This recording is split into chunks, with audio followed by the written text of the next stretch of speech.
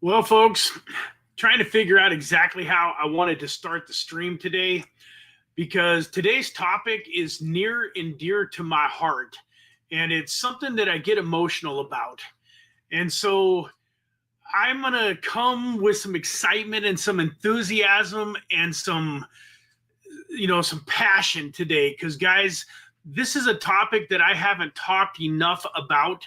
And I'm going to take you guys all the way back to when I was 12 years old.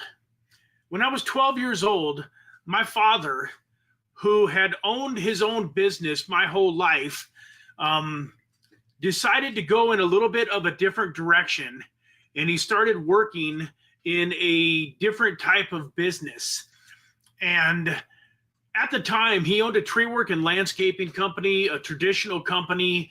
He always provided well. He made a decent living, but he never really broke through and created, immense wealth. I was mentioning a few days ago, maybe last week on one of my live streams, that like when I was 6, 7, 8, 9 years old, our idea of a vacation was loading up the pickup truck and going camping, for the weekend. And while there's nothing wrong with that, I wish when I was a kid that we could have afforded, that we would have been able to go to places like Disneyland and Hawaii and, do some of those, kind of cooler things, if you will, and experience more of the world instead of driving, 2 hours from where we lived up into the woods to camp. But anyways, the reason that I'm mentioning this story is because when my father branched out and started off in this new direction, I saw what we call the dream stealers come out in full force in his life. And it just breaks my heart to see people go through that. And so the reason I'm bringing it up in a little bit of a sense is because I saw my dad go through it at such a young age. And then he started me off on my personal development journey fairly early in life. He was giving me books to read, like How to Win Friends and Influence People, The Magic of Thinking Big, The Power of Positive Thinking, Think and Grow Rich, and many, many others. So I got kind of inoculated against the dream stealers at a fairly young age. And then when I turned 16, and I started, I got involved with one of the companies that my dad was working with.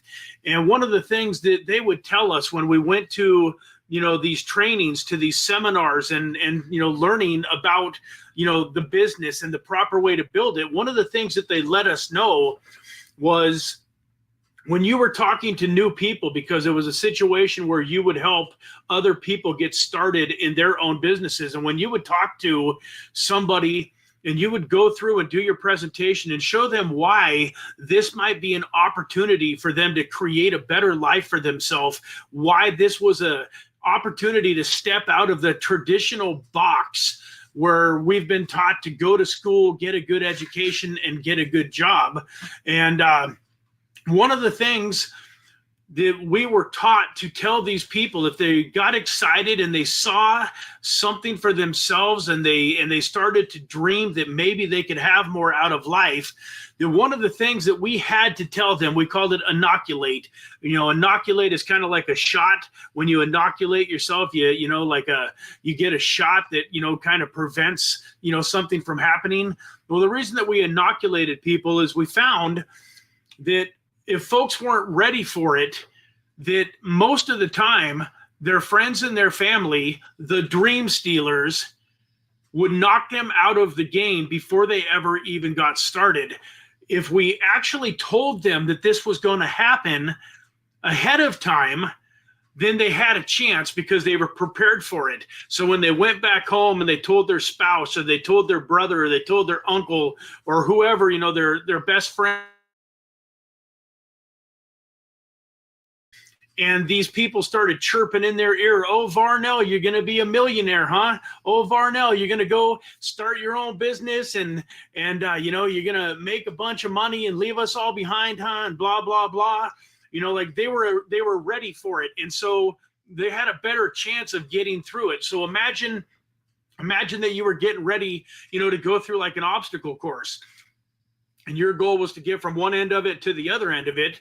And like you're looking, from where you're standing on this obstacle course, you're looking, it looks like a pretty clear path. Like you're looking and it just looks like a normal path. You're like, oh, this is going to be a piece of cake. It ain't even like a maze. It doesn't look like it's just a straight shot. But I've been down the path before. I've competed or done this obstacle course, and I can pull you aside and say, hey, that's an optical illusion. What looks to you like a clear path and an easy runway, man, I'm telling you, you're not going to get 10 feet in and you're going to run across, a puddle of water, a pond of, little pond of water that looks seemingly, safe to just wade right through it. But I'm telling you, man, there's crocodiles in there that are ready to take you out. You got to be prepared. And once you get through that and you get past those crocodiles, you get a little bit further down, all of a sudden the bushes and the shrubbery, close in on you, and it's not a clear path, man. You got to find the machete, and then you got to start beating your own path. And anyways, I prepare you because one of the things about this obstacle course is they have a little button that you can push at any time you want where you can quit. Well, I'm telling you, if people aren't ready, if they're not ready for that pond, and all of a sudden they walk up to the edge of it and they think that it's just they're going to wade right through it, and then the next thing they know, they got a crocodile springing up out of the water and it just barely misses them, and they just feel like they almost lost their life. A lot of people click that button, man. Get me the heck out of here. The fight or flight kicks in. And so for those of you that are watching today, you've probably experienced some of this, and some of you, have obviously worked your way through it. They didn't get you. But at the same time, there might be some of you that maybe haven't really, haven't gone through this yet. And I want to make it so clear that this is such a massive, important thing for you to understand is coming your way, and for you to be able to get through it. I was told, and I believe it, that the number one cause of failure in life, whether it's you decided at 5 years old, 8 years old, 10 years old that you wanted to play in the NBA, or you wanted to compete in the Olympics, or you're 20 years old and you want to create a multi-million-dollar crypto portfolio, or you're starting your own business, the number one killer of success is dream stealers. It's not people that start businesses and they end up, 6 months down the road, they ran out of money. It's not that people started businesses and, 6 months down the road, they just weren't skillful enough. They weren't good enough at what they were doing. All of that stuff will play a role. But the number one cause of failure is that 99% of the world never gets started, because the moment that they start to have this dream of above average, the moment that they have this dream of having a better life than their parents had and that their grandparents had, and the moment that they think about stepping outside of that box and doing something other than going to school and getting a good education and getting a good job, the society of our world, the people of our world are going to come and start trying to take shots at you. I want to, my mind is going in so many different directions. So one thing, folks, one thing that you can do, and that I recommend that you do to protect yourself from some of this, is don't be telling people about your big dreams. Don't tell small-minded people about your big dreams. You've got some people in your life that you almost know ahead of time are going to make fun of you if you go to them and tell them about your cryptocurrency dreams and how you're going to make millions of dollars in cryptocurrency. It's not even going to be a surprise to you that these people put you down or make fun of you or say that, oh, that stuff is garbage. That stuff, it's ran by the and manipulated by the corrupt and the evil, and there's no value in it. It's just pie in the sky, fake money. There's no utility. There's nothing good about it. People, I'm a Christian, and I got people that try to tell me that cryptocurrency is like from the devil. They talk about Revelations, and they talk about in Revelations it talks about like a one world order, and it talks about how we're microchipped and how we have this like digital currency. And what they fail to understand is that digital currency that they're talking about is not the cryptocurrency that we love and believe in. It's not Bitcoin. It's not Ethereum. It's not these coins that are revolutionizing the world. It's not the AI space. They're talking about like a digital dollar where everybody's money can be kept track of, and they can literally hit a button and freeze your access to it. That's what the Bible, in my opinion, is referring to in the end days. It's not referring to Bitcoin and the cryptocurrencies that we're looking at, the decentralized platforms that are actually taking control away from the government, but they don't know. So you're going to go home and you're going to start talking about cryptocurrency, and they're going to make fun of you, and they're going to try to take you out. And then you're going to experience markets like we experienced, or like last year. Let's say that you jumped into crypto January, February of last year. All of a sudden, everything is up. You're buying stuff. You've doubled your money. You've tripled your money. March comes along. Everything's peaking. April is here. Fantastic. Bitcoin, goes up to $73,000. Life, it looks good. And then all of a sudden, as all of you know, May hits, June hits, July hits, August hits, September hits, October hits, and everything is down. And now you're down. You've got 10,000 invested in the market, and it was 20 or 30 at one point, but now it's worth 5 or 6 or even 2 or 3. And it's time for a birthday party. Your son's birthday in July, and you get the whole family together for a birthday, and you got that guy. There's always that one guy. So, hey, Brad, how's it going? You made your million in crypto yet?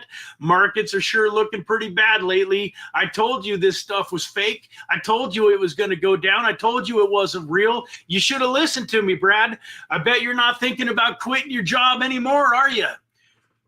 And folks, it takes people out, because unfortunately, in this day and age, too many people care way too much about what other people think. And folks, you cannot afford to care about what other people think, especially if they're not responsible for your life. If they're not paying your bills, almost cussed.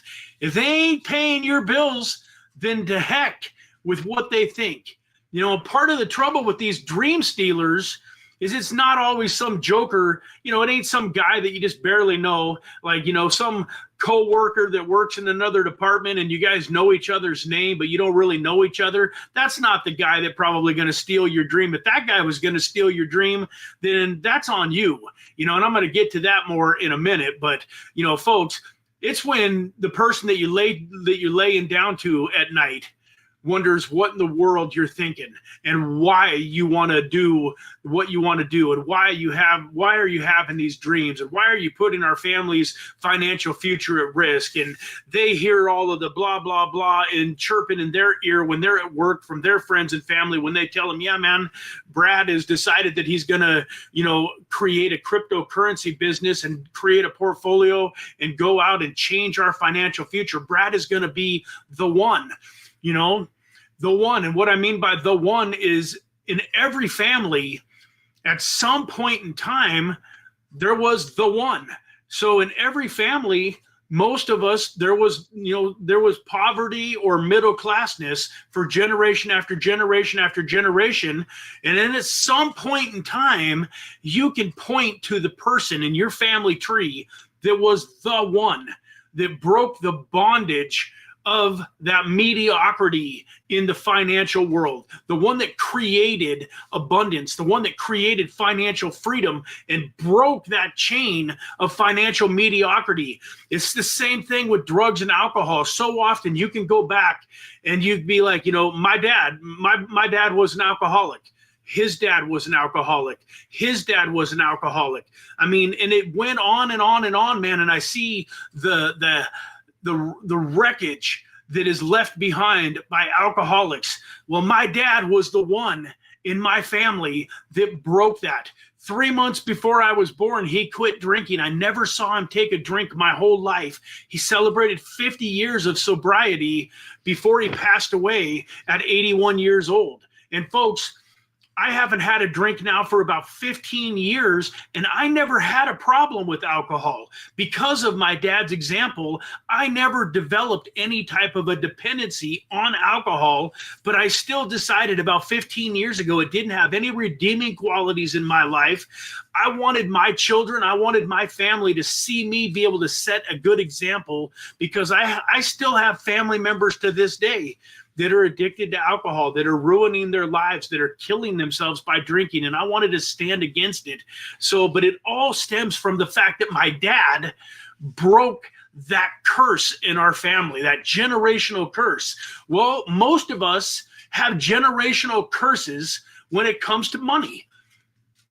My father was middle class. He made enough money to provide, but we just were, barely getting by, when Christmas and, and different special occasions came around. Like I said, we went camping and so on and so forth. So we had enough, but we never had abundance. And I broke that chain in my family. I'm the one that created some incredible financial freedom and that is working on creating generational wealth so that my family never has to experience people having their thumb on us, man.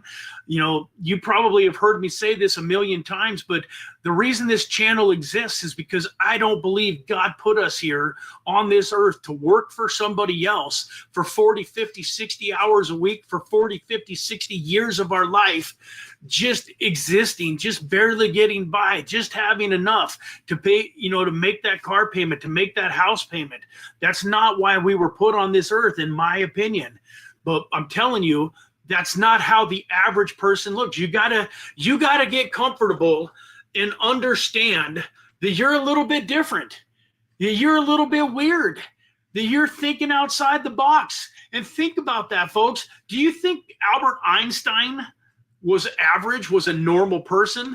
Absolutely not. Do you think, Thomas Edison was just a normal run-of-the-mill person, average person? Absolutely not. Were those guys ridiculed and opposed and lambasted in their time? It's funny now we look at Thomas Edison and we think about how incredible he was, but you realize that back then he, everybody thought he was a crazy. They wanted to put him into an insane asylum. And I mean, like, it's amazing how much we act like crabs. I don't know if you guys have ever heard this analogy, but it's kind of interesting. If you put crabs into like a bucket, you don't even have to do a very high bucket, because crabs are the type of animals that if you're a crab and you start to climb up the side of the bucket, the other crabs will literally reach up and grab you and pull you back into the bucket. They don't let each other escape. It's crazy. But humans are like that too. And it's for a lot of different reasons. Sometimes it's because they genuinely love you and care about you, and they think they're helping you, or that they're doing you a kindness by saving you from this misery that you are going to bring upon yourself by having this big dreams. And man, when you don't get them, you're going to be crushed. And they don't think you're going to get them because they can't get them. They never got theirs. And nobody else in your family has ever become a multi-millionaire and blah, blah, blah. They use all these other people as examples of why you're not going to make it. They just assume you can't do it. And so, folks, it's so important for you to be ready for this. And that's why I'm having this conversation. And, obviously this is recorded, so people coming to the channel that are newer to crypto will hopefully find this. But this is so important. I wonder how many people, folks, are not watching this YouTube channel today because they decided 6 months or a year ago or 2 years ago that cryptocurrency was going to change the world, and they saw an opportunity to make a lot of money investing in cryptocurrency. But the person that they were laying next to, their uncle, their mom, their dad, their best friend, basically stole their dream before it ever had a chance to grow some roots, before they had a chance to listen to my channel for 3 or 4 or 5 or 6 months. Like, if you guys have been listening to this channel for 6 months, nobody's stealing your dream. You should be rock solid. And when somebody comes and starts saying this stuff in your ear, you just kind of laugh at them. and you just feel sorry for them because you realize they just don't know. They don't get it. They don't get it. For whatever reason, you've been blessed with a big dream, and you've been blessed with eyes that are wide open to what is happening in this world. And you know without a doubt where cryptocurrency is going. It's unbelievable what is happening right now in the cryptocurrency world. And if you've been around for a while, then you know it. But part of the reason that this is so important, especially in this industry, is because of all of the ups and downs, folks. You know, we've been talking now, so November, December, January. I mean, it's only been 2 months, but the last 2 months, Bitcoins ran all the way from, 50, 60 grand all the way up to 100,000+. Yet unless you owned specifically Bitcoin, or unless you got in on a few different AI projects, or unless you got in on a couple of the most recent coins that came out and flew through the moon. For the most part, a lot of us, our portfolios are not reflecting the fact that Bitcoin is sitting at over $100,000. We're still waiting for a lot of our portfolios to take off. So there was a lot of you that were probably, at Christmas time that had this guy chirping in your ear. Oh, hey, hey, Brad, have you made your first million in crypto yet? How's it going? Blah, blah, blah. And, so I'm going to tell you a quick little story. I thought this was funny. So one of my favorite guys in the world, Ed Mylett, talks about this a lot too. But he mentions when he first started off, he was working with a company called Real Financial Group, and they sold insurance and that type of thing. And he took off in this business, determined to create a good book of business and to create financial freedom in his world. And for whatever reason, there's always one person. You probably will have multiple, but there's always that one person that's the worst. And so he didn't tell us exactly who this person was because he said they're no longer with us, but he did say that this person was twice his age, and he did make it clear that it wasn't his dad. So I'm guessing it was probably one of his uncles, one of his dad's brothers is my guess. I could be wrong here. I really don't know, but all I know is that it was a family member. And it was the type of family member that was there on Christmas, was there on Thanksgiving and stuff. And he talks about how for 6 years, while he was starting this financial business and building it and growing it, this family member would always, give him a hard time in private and then also publicly. They'd be sitting around the Thanksgiving dinner and he'd always be like, so, hey, Eddie, you make your first million in that business yet? And just always giving him a hard time. And he says that this person almost took him out of the game, almost got him. But thankfully, he made it through. He got through this guy's ridicule and the put downs. And he never really even understood why this person, who should be a loving, supportive individual, wanted to mess with him so bad, wanted to hurt him, wanted to tear him down. But folks, you got to be ready for that. Sometimes the people that you love the most, the people that you are seeking approval from the most, are the ones that are going to be the meanest. Because not everybody does it in love. Not everybody is trying to save you from pain and suffering. A lot of people literally are rooting against you. They literally are rooting against you. They do not want to see you become successful because that exposes them. If they're as smart as you and they're, as ambitious as you and they're willing to work as hard as you, then why don't they have success too? When you go get your millions, it shines a great big huge spotlight on them. And all of a sudden their spouse is asking them, hey, why didn't you go? Brad tried to tell you about cryptocurrency for the last 10 years. Why didn't you ever get in? Why didn't you ever do anything? Why aren't we going to the Bahamas? Why aren't we, experiencing this incredible life and have this amazing future in front of us? But anyways, back to his story. So for 6 years, this guy would ridicule him and always make fun of him at family events. And like he said, being successful isn't, the revenge that you get isn't, the reason that you want to go do it. But he said it sure does feel good. So he'll never forget, about 6 years in, He had made his first million, and his business was absolutely taken off, and it was Thanksgiving, and here comes this guy, and man, he was ready for him. He was looking forward to this. So they sit down at the Thanksgiving table, everybody's there, and all of a sudden this guy, so Eddie, you made your first million yet? And Ed just kind of relaxed for a second, let everybody get settled in and kind of, you know, focus on his response.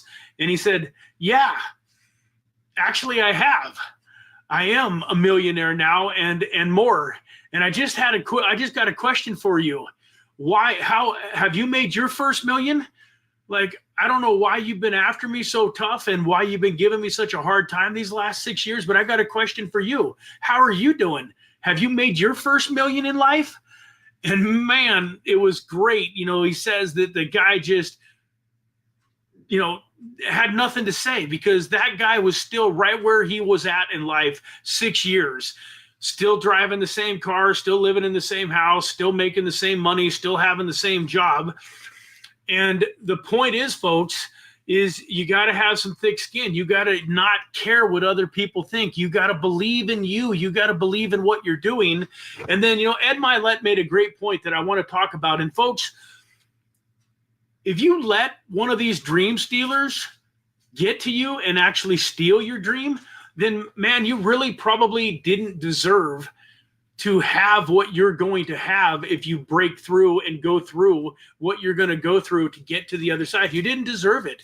And, you know, folks, something else that I want to mention here, I don't want to hurt anybody's feelings, but I'm pretty sure with this many people on a live stream that most of us can admit that at some point in time in our life, even if we didn't mean for to be, we've been dream stealers in somebody else's life. And folks, I don't want to make you feel bad about that, but I want to let you know that if you're a dream stealer, if you're the guy that they shouldn't go tell their dreams to because you're the one that's going to steal it from them, shame on you. And you need to work on that. And I'm talking to myself too. Now, I do want to, I mean, I'm willing to admit it. I'm man enough to admit when I'm wrong. And I cannot think of an instance where I stole somebody's dream or purposefully made fun of somebody or tried to tear them down just out of jealousy or hate or just, like being a jerk. But I do remember times where, like, I'll give you a for instance. I think she was about an 18 and a half year old daughter at the time. And she was working for a house cleaning business. She was a house cleaner. She was doing house cleaning. And she came to me and she wanted to start her own house cleaning business. And unfortunately, the first thing that I did is I started thinking about, yeah, Haley, you could probably do that, but you don't really like sales. She's kind of introverted. She doesn't like talking to people. That's one of the reasons she was doing the cleaning. And I said, but you don't really like sales, Haley. And if you're going to own the business, then you're going to have to sell the jobs. You're going to have to find the clients. And I created this list of like 10 reasons why, if she started a house cleaning business, why it might not work. And that was so stupid of me, so horrible. And I was doing exactly what I just told you people would do to you. So I'm guilty of it. I'm human. I was trying to save her from the pain that she would go through because I believed that the challenge of her starting her own house cleaning business and becoming successful in it was going to be such a huge mountain of a job that I tried to stop her from doing it before she ever even started. And then literally within a couple of minutes of giving her all these reasons why I not necessarily didn't tell her not to do it, but I just gave her all of these things to think about. And then as she started thinking about them, she pretty much decided, nah, you're right. That's probably not a good idea. And I felt bad about that to this day. I still feel bad about it. And now she's 21. She just had my first beautiful grandchild, my beautiful granddaughter, and she just moved out here close to where my wife and I are living. And we were just talking to her again yesterday about maybe this would be a great area to start her house cleaning business. Because folks, you know what? Salespeople can be hired. She doesn't necessarily have to go out and create all of the opportunities. She doesn't have to be the one to go out and sell the jobs. These days, 99% of what you need done could be hired. So can my daughter, create a successful, cleaning business? Absolutely. And now, here I am a couple years later in life, more grown up, more personally developed, have read more books. And now I hope that I'm never in a position where somebody comes to me with a dream or an idea and all I do is poke holes in it, even if it's out of love, because I was the dream stealer in that case. Now, I don't know if she would have started the business had I been all enthusiastic and just rah, but at the same time, I just want to give you guys an example. And I'm pretty sure that just about every one of you, if you really think about the last 10, 20, 30 years of your life, you can probably think of a friend or family member or somebody that brought an idea to you. And because you weren't thinking big yet, you poo-pooed on that idea, and maybe you were the dream stealer in their life. So I tell you that because I want you to give the dream stealers in your life a little bit of grace, a little bit of love, especially the ones that are doing it out of love. Now, the ones that are just haters, the ones that are making fun of you, the ones that, are being jerks, well, heck with them. Get rid of them. Get those people out of your life. You don't need them. But if you've got a well-meaning spouse, or you've got a well-meaning parent, or a well-meaning brother, somebody that really loves you and wants the best for you, and you go to them with an idea or a dream, something that you want to accomplish, and they do what I did to my daughter, have a little bit of grace with them, show them some love, understand that they were just trying to help you in their mind, help you avoid some pain and ridicule and misery. And not that they don't believe in you, and not that they don't think that you could be successful. They've just never seen anybody else successful. So, we all know actors and movie stars, but if you were to go tell your family tomorrow that you want to be an actor, you're probably going to get people saying, "Oh man, Brad, are you sure you want to be an actor? Do you realize that most actors are starving? You're going to have to go to LA. You're going to have to wait tables. You're going to have to, share an apartment with 3 or 4 other people in order to be able to afford to live. You're going to have to eat top ramen. You're going to have to go through all these acting classes." And do you realize, Brad, when they have these auditions, thousands of people show up and audition for these parts. The odds that you're ever going to break through, and be a Tom Cruise, or, be a whatever, a Sylvester Stallone, or you name them, the odds of that are so slim, Brad. Are you sure you want to do that? We can all probably relate. And if somebody came to us and told us they wanted to be an actor, we might find ourselves accidentally saying some of those things, especially if we hadn't been on today's podcast. I'm here to tell you, if somebody comes up to you that you love and they tell you that they want to be an actor, I would implore you, I would highly suggest that you say, that's awesome. How long have you been dreaming about doing that? Man, that's so cool. I can't wait to see you up on the big screen, man. I will be one of your biggest fans. They know most of the time. They're not coming to you and saying, "Yeah, I want to be an actor," and they're just totally oblivious to all of the challenges and what it's going to take. They know. So just assume that they know those things and be willing, be there to help them. Tell them, what, man, I'm going to be your biggest supporter. And if you go out and it doesn't, happen right away, you get your teeth kicked in a little bit, I'll be the one here patting you on the back, telling you to not quit.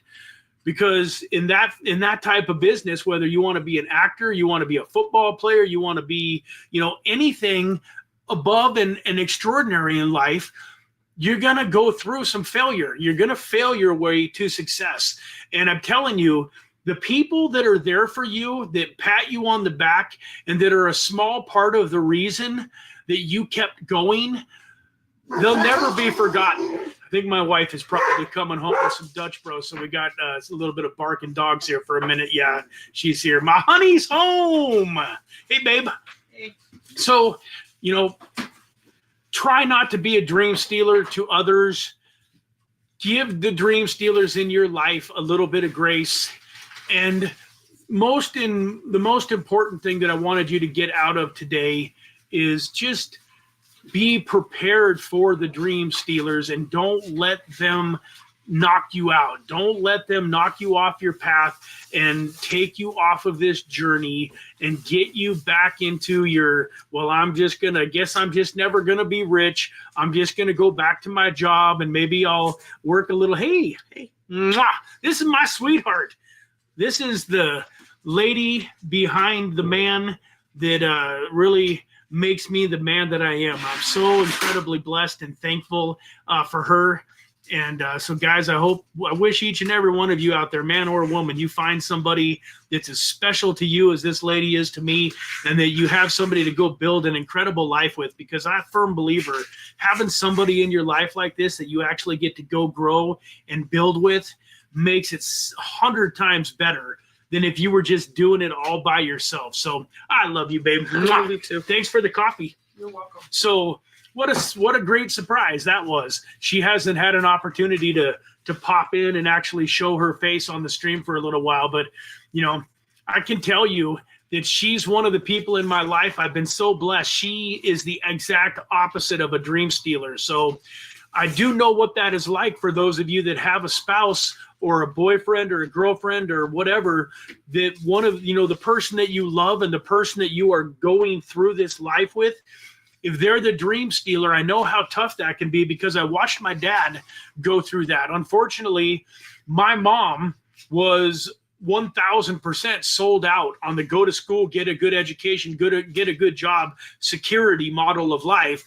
My dad was 100% sold out on being an entrepreneur and owning his own business and creating financial freedom. And I saw that friction. I saw the fights. I saw, if my dad had a bad month in business and maybe the electric bill was going to need to get paid, a week or two late, my mom would freak out about that kind of stuff. It's crazy. Like, I don't understand. Like, as long as the electric bill gets paid before the electric gets shut off, what difference does it make if it got paid on January 18th when it was due, or if it got paid on February 2nd, a couple of weeks late? I've never understood why that bugged my mom so much, but it just, anyways, is one of the things that I made very clear to Deanna, my wife, when we first started dating. She realized early on that I had big dreams and that I wasn't average, and that she was going to have to put up with some ups and downs. And she's just been tremendous about it. And she's supported me. Cryptocurrency hasn't been my only dream. It's not the only thing that I tried to do. I tried to build a couple of businesses. That didn't work. I tried to, I wanted to be a professional poker player. And I did a pretty good job of being a semi-professional poker player. But when I really tried to just do it full time to where it was my only source of income, it didn't go well. So, she's gone through, over the last 12 years, she's gone through some ups and downs. She's gone through some times where rent was due and we didn't have it. And, and I didn't know where I was coming up with it, but she also saw over the years that I always figured it out. And so she trusts me to figure it out in life. But, all I can tell you is, I get a lot of people that ask me, hey, what do I do if my significant other doesn't support me? Like, what can I do? How can I be successful if they're not backing me up? And I'm here to tell you that if you have a spouse that supports you, that is incredible. But I'm also here to tell you, if you don't have a spouse that's supportive, you can still win. In fact, you gotta go win. If they don't support you, it's even more important, because if you end up failing and going backwards and validating their disbelief in you, there's going to be a friction there. There's going to be a little bit of, you're going to be, what's the right word? What am I looking for? You're going to be a little unhappy. That's not the word, but resentful. Resentful. Thank you, honey. You're going to be a little resentful. There's going to be a little part of your heart that is hurt because they didn't believe, and then you didn't end up being successful. So you owe it to yourself.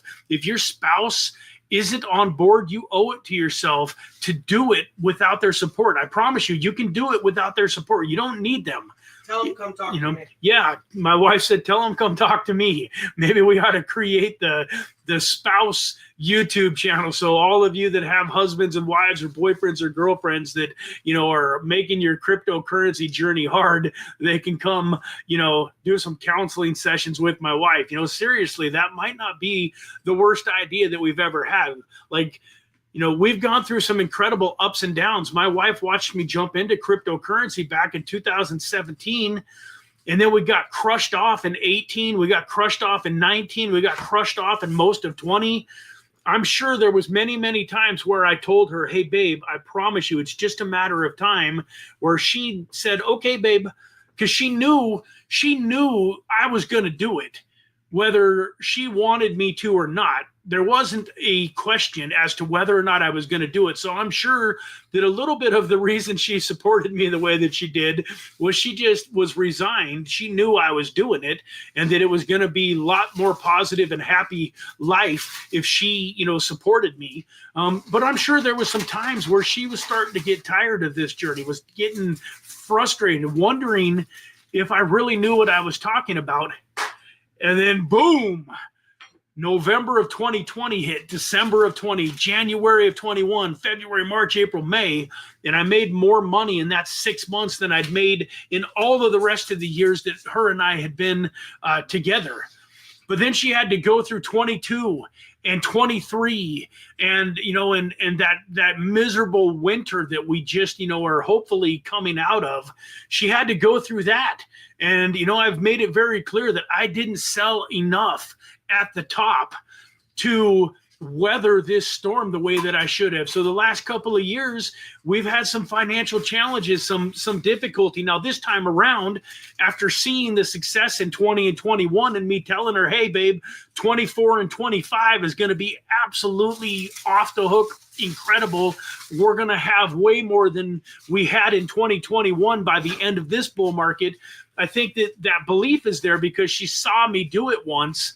But that doesn't mean that it wasn't difficult and hasn't been difficult going through the last, handful of years when it wasn't going well. So the fact is, even when you get there, you get to several $1 million, then there's still going to be people that are asking you like, what's enough, Brad? How much money do you need? When are you going to quit working so hard? When are you going to, quit the YouTube channel? When are you going to do this, do that? And I love this too. And this is what Ed Mylett recommends that you say, and I loved it. So when somebody asks you, like, how much money is enough? Or why do you keep working so hard? Why do you do what you do? He says, I'm addicted to the expansion of my being. I'm addicted to the expansion of my being. In other words, if you're a really successful, doing well in life 30-year-old, that's great. But don't be the same amount of success and the same amount of health and the same amount of good in your relationships and the same amount of good in your faith when you're 31. When you're 31, there should be a totally new version of you compared to the version of you that when you were 30. And see, folks, we all know people that are 50 years old that are exactly like they were when they were 25 or worse. Most people when they're 50 are not in the same shape that they were in when they were 25. And I got good news for you. Age doesn't indicate your health. Like, you don't have to be overweight and out of shape just because you got older. Yeah, your metabolism slows down, and yeah, there's a few things that make it a little trickier, a little harder as an older person to stay in shape. But you go look at an Ed Mylett at 53, 54. You go look, at a Dan Martell at 45. You go look at, a Ty Lopez. You go look at, I can just Craig Siegel. I've got dozens and dozens and dozens of entrepreneur friends that are in their 40s and 50s that are shredded in incredible shape. So, that's one of the areas of my life that I'm working on. I don't want to be the same Brad in shape-wise and health-wise at the end of 25 that I was in the beginning. So you're not doing anything wrong by having these big dreams. And when you get to where you got a $5 million or $10 million crypto portfolio, don't be surprised when now you want a 25 or $100 million crypto portfolio. And don't be surprised when the same people that made fun of you and gave you a hard time when you were broke, that watched you create the 5 million in crypto, give you just as big and hard of a time and disbelieve in you and make fun of you when you tell them that you're going to take your 5 million and turn it into 100 million. Even though they watched you do it once, they watched you turn nothing into 5 million, those same people are probably going to give you a hard time about going from 5 to 100.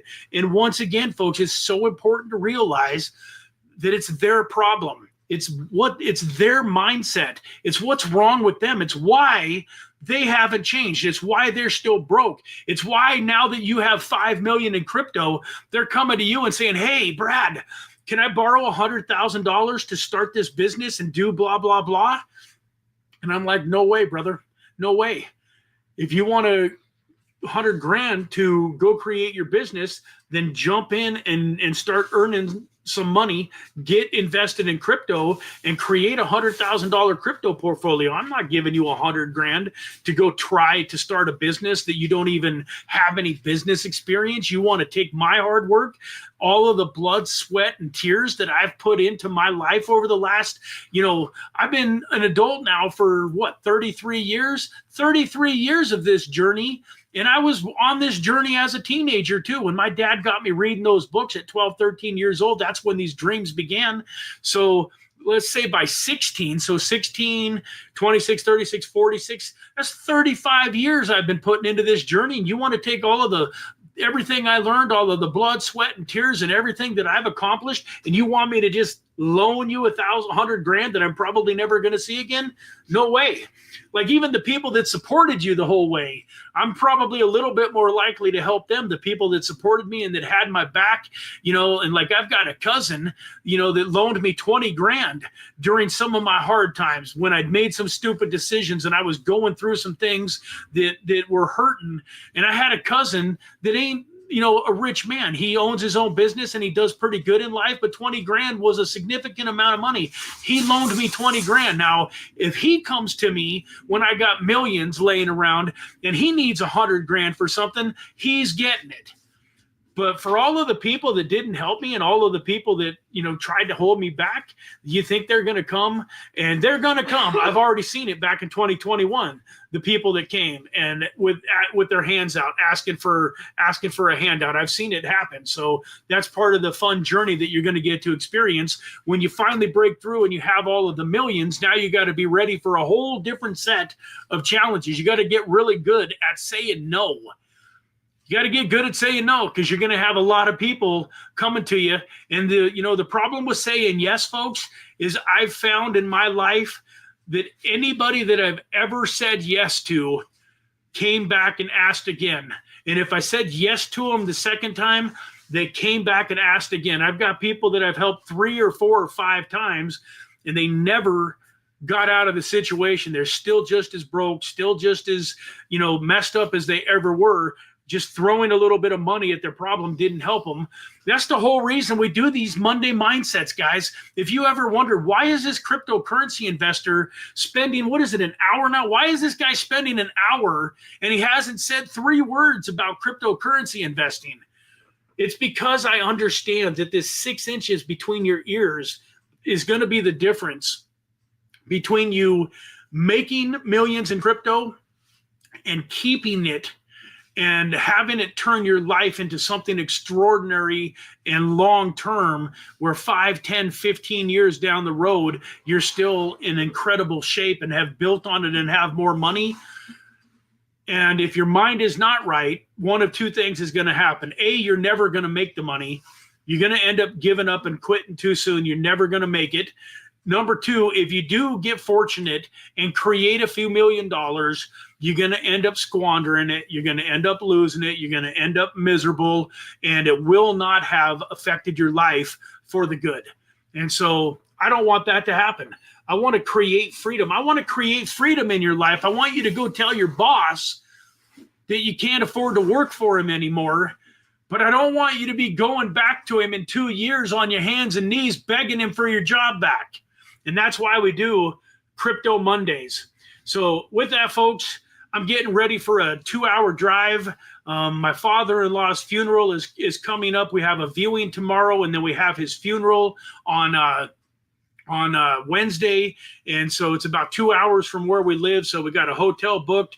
We're getting ready to drive into town and go get our hotel room set up, and then there's a lot of stuff to do. My wife is pretty much, you know, in charge of the funeral. She's going to be kind of like the host, inviting everybody in and showing everybody their seats, and she was responsible for the fundraising, getting everything together and all this different stuff. So we got a lot of work to do over the next couple of days, which reminds me, the live stream will go on tomorrow. The Trader Tuesday live stream is going to happen from my hotel room tomorrow morning, same time, 9 a.m. Pacific Standard Time, noon Eastern. I'm not sure if I'm going to have to cancel Wednesday's live stream or if I'm going to try to do it later in the day. I'll let you guys know tomorrow. The trouble is the funeral starts extremely early on Wednesday, and I can't do it during my normal time. And then when the funeral is over, we got to kind of pack up and get things situated, and we got to drive back home. We've got a dog sitter that's going to be living in our house for the next 3 days. So we got to kind of leave and have that 2-hour drive. And I'm not sure what time I'm getting home on Wednesday night, and if, you know, the emotion of the funeral and everything that's, you know, going on, if I'm going to feel like trying to set up my computer and have a live stream at 10 o'clock on Wednesday night. So it would.